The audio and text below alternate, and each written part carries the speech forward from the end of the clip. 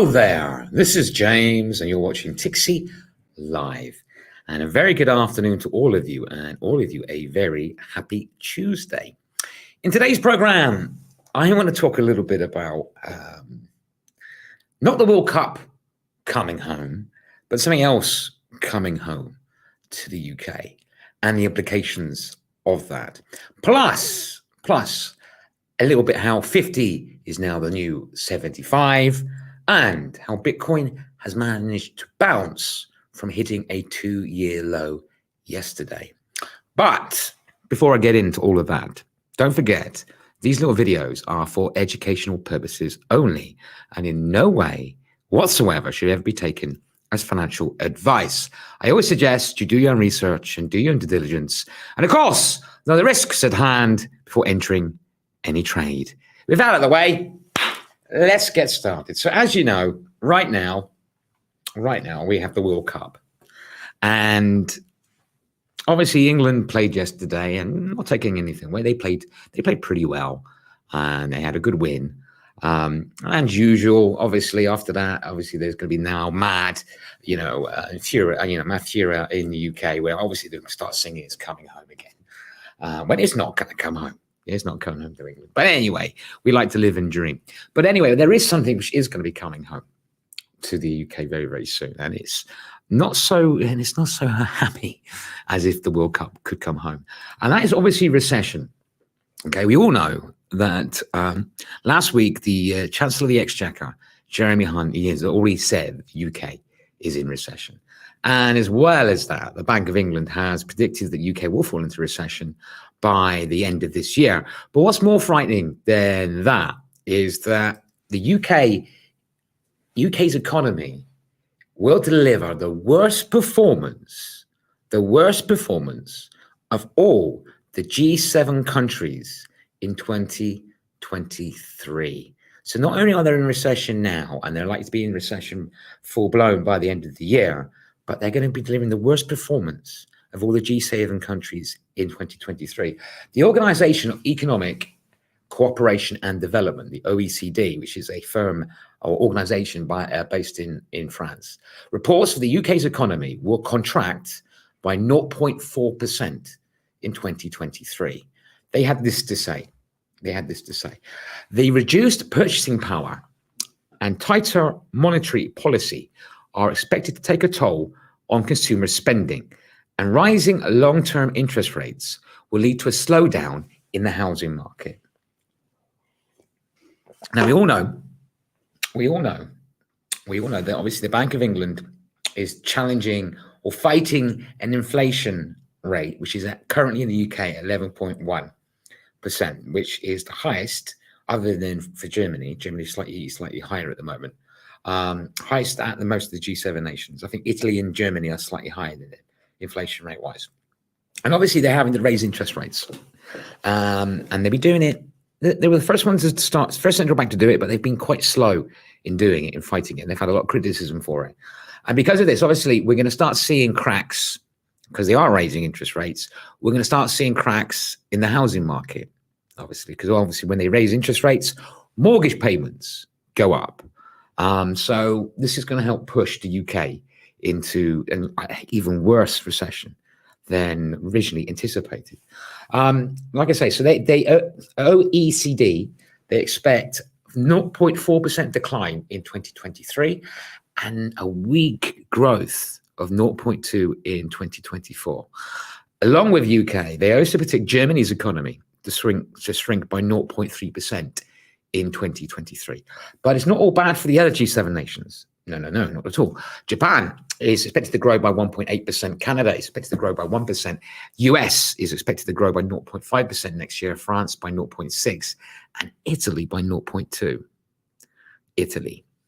And don't forget, Italy's got a huge debt problem as well.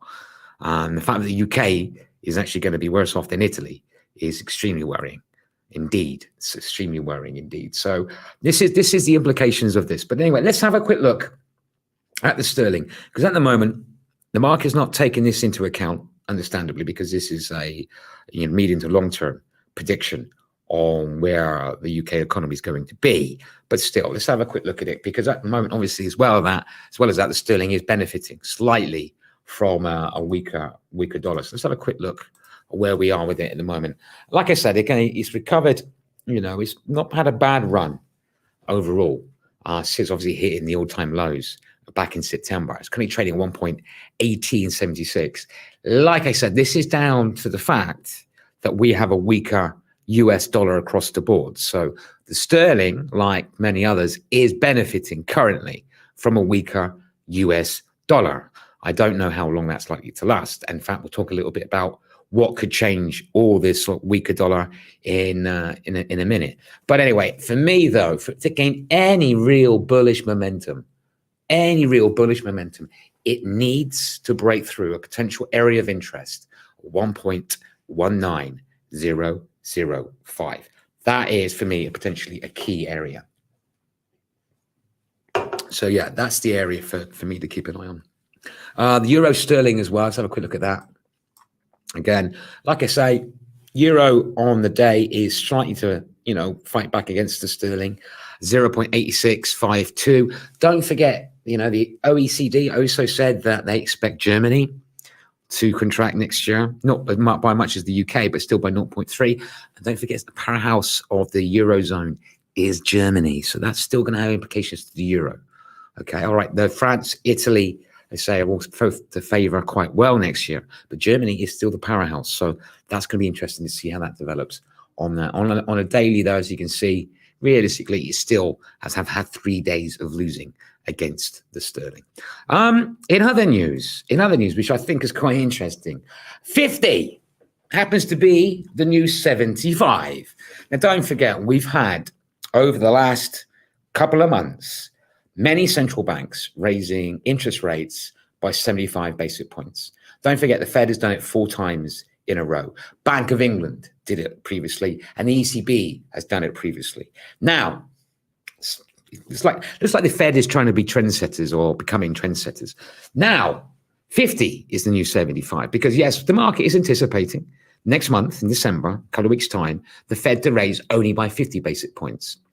And there was hope that obviously the Bank of England, who needs to be more aggressive, and ECB, who needs to be more aggressive because they're a little bit behind, will do the same. But there is now chit-chat and chatter that actually they're only likely to do 50 as well as the Fed. German central bank head Joachim Nigel has indicated he wants a hike of only 50 basis points, as you can see that being substantial enough. So 50 is indeed the new 75. So it looks like most central banks now are forgetting the aggressive moves of 75 or even 100 basis points.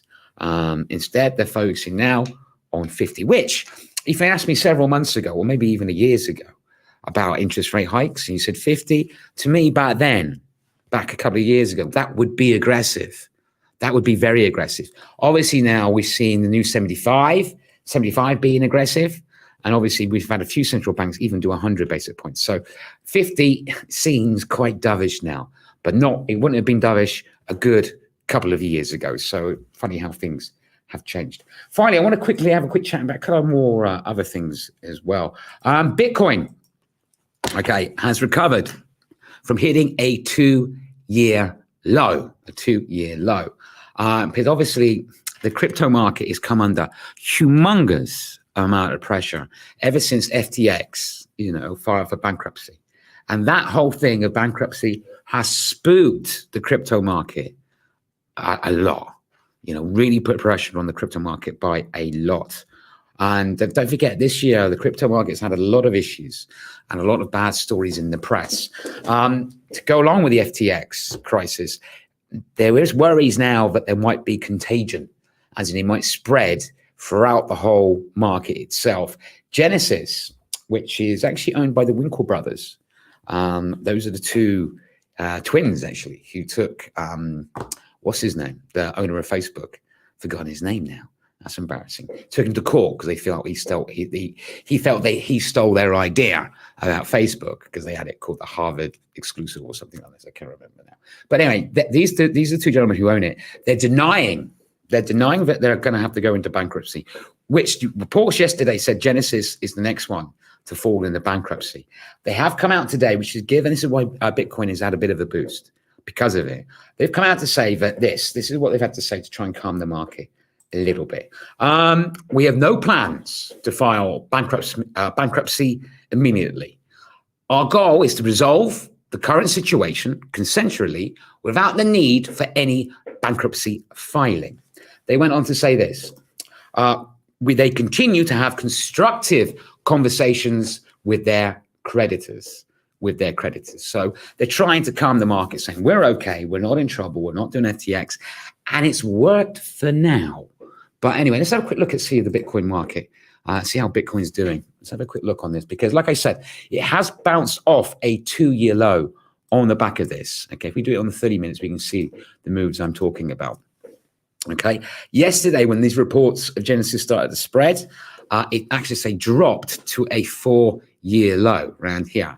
Now that Genesis has come out to try and deny and calm the market, it has managed to bounce back, and it is currently trading at $16,154. So there is a little bit of a fight back on it. However, for me, it's a long shot off. I really want us to break this level here, which is just above the $17,000 level, $70,000 level, for me to feel any more bullish on this, because I can't help but feel now Genesis words there says to me they're trying to calm down the market, try and reassure anybody that they're not going to fall into bankruptcy.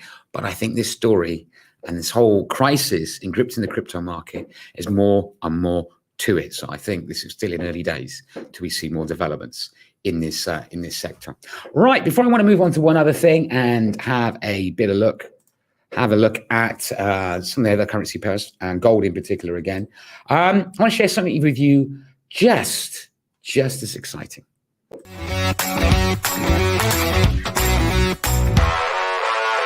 I'm a big fan of the Elliott wave theory as well, by the way. Let's go. Very big fan. I traded the DAX in the morning. Showed some really good signs of volatility as well. Anyway, join James and Stefanos every Wednesday at 1800 UTC for another lesson at Tixee Trading School, your key to a better understanding of the financial markets.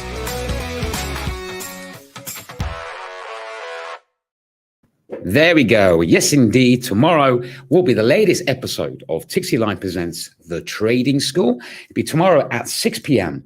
UTC. Myself and my colleague, a fellow market junkie. The topic tomorrow we're going to be talking or discussing will be understanding moving averages.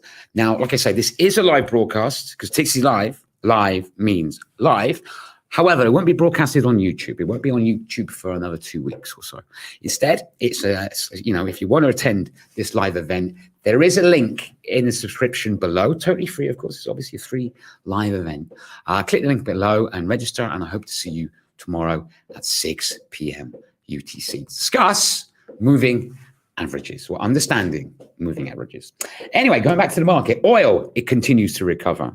Now, like I said, within this morning's episode, we said that obviously oil had been on a 4-day losing streak. Ever since OPEC came out, or OPEC Plus, should I say, came out and actually said, no, we're not going to, increase production. We're keeping everything where it is. Oil has managed to make a bit of a strike back, despite the COVID lockdown fears happening currently at the moment in China. Like I say, China had registered the highest number of cases, 26,000. They recorded their first death in 6 months. So this week. So there is a lot of fear. But despite that, oil still got a boost from what OPEC said this morning. So let's have a quick look at oil. It's particularly Brent. Brent is looking incredibly interesting. Let's bring it up. Let's have a look. So let's start with WTI. Okay, this is obviously this is on a daily. We'll look at it a bit of a short term in a minute. But as you can see, we had a 4-day losing streak. It's now since bounced back. It's still back above $80 a barrel, currently trading at $81.75. Brent, though, is something which is interesting me because that is really challenging the $90 a barrel level. And we haven't been around $90 a barrel level still, since quite a good couple of trading sessions. So that is looking really, really interesting now for me. And as you can see, there is a bit of bullish momentum with Brent in particular. So it is trying to push that $90 a barrel level. First test for me, though, likely could be an area of interest around $89.44. cents before we can get to 90. So that'd be quite fascinating to look at. While we're at it, let's have a quick look at some other currency pairs as well. Look at other instruments even. Euro dollar, KK continues to be slightly range bound, is benefiting from weaker dollar, is likely or set to end the day of gains. Currently trading at 1.0279. Dollar yen, not benefiting, obviously, from a weaker dollar. Currently is under pressure slightly. Still above the 140 handle, though. Still above the 140 handle, 141.35. So, yeah, we still have that key of 141.56 to keep an eye on. Gold is pretty really range bound today. It's had $1,750 in its sights, but it hasn't managed to get to that level yet. Needs to get there above that to be extremely bullish, in my opinion. Daily wise, if I look at it on a daily, like I say, I really am looking at 1780 first as a first test.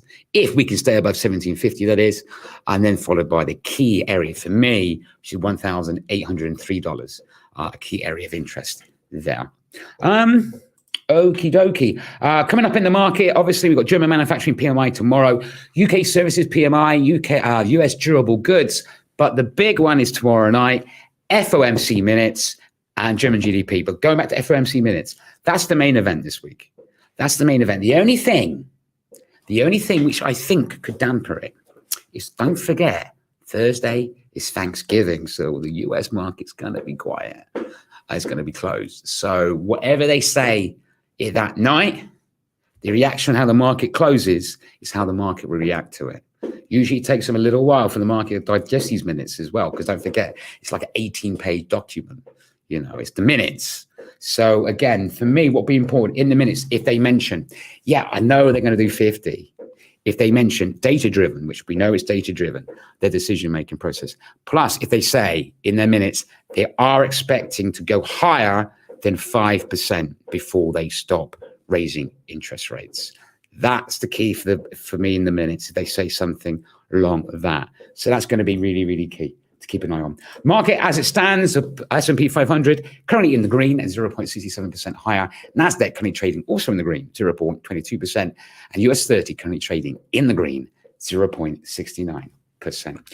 Don't forget, you can ask me questions anytime you wish, or simply say hello if you like.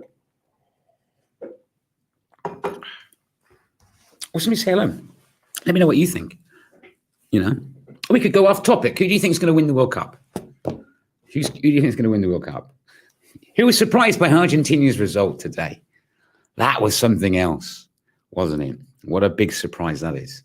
Saudi Arabia beating Argentina 2-1. One of the biggest upsets in World Cup history, I think that is. But yeah, not a problem. Don't forget, if you think of a question later, you can put it in the comment section, either on YouTube or Facebook. I will see them, and I will reply to them next time I go live on air, which of course will be tomorrow at around about 9:30 p.m., 9:30 a.m. UTC to discuss the European session. And again, tomorrow around 6 p.m. UTC, I'll be back online again to, of course, do the trading school. So please come along and join me for that. If there is no questions or no other, nobody wants to say hello, don't forget, if you're watching me on Facebook and you enjoy this little video, by all means, give us a follow. If you're watching me on YouTube and you enjoy this little video, subscribe if you like. Hit the notification button so you know next time when I'm going live. If you enjoyed this video, find it interesting and useful, then give me one of these. It's nice to know that you like what I do. Anyway, till next time, don't forget, these little videos are for educational purposes only, and in no way whatsoever should ever be taken as financial advice. I always suggest you do your own research, do your own due diligence, and of course, know the risks at hand before entering any trade. Till next time, every single one of you, trade safe.